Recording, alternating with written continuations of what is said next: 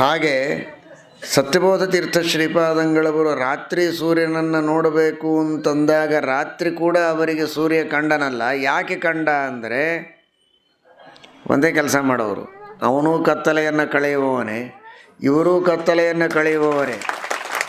ಮಾಯಾ ತಮಃ ಖಂಡನ ಚಂಡಭಾನು. ಹೀಗಾಗಿ ಮಾಯಾವಾದ, ಅವಿದ್ಯೆ, ಅಜ್ಞಾನ, ಆ ಕತ್ತಲೆಗೆ ಇವರು ಸೂರ್ಯನಂತೆ ಇದ್ದಾರೆ.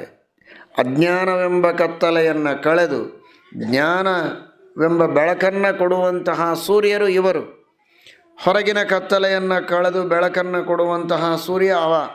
ಹೀಗಾಗಿ ಅಂತೂ ಇಬ್ಬರದು ಕತ್ತಲೆ ಕಳೆಯುವ ಕೆಲಸನೇ ಅಂತಾದ ಮೇಲೆ ಬಾಂಧವ್ಯ ಇದೆ. ನೀವು ಯಾವಾಗ ಬಾ ಅಂತೀರ ಆವಾಗ ಬರ್ತೀನಿ ಇಂದ ಸೂರ್ಯ. ಮತ್ತು ರಾತ್ರಿ ಬಾ ಅಂತ ಕರೆದ್ರು ಇವರು, ಬಂದವ. ಮಾಯಾತಮಃ ಖಂಡನ ಚಂಡಭಾನು. ಅಂತಹ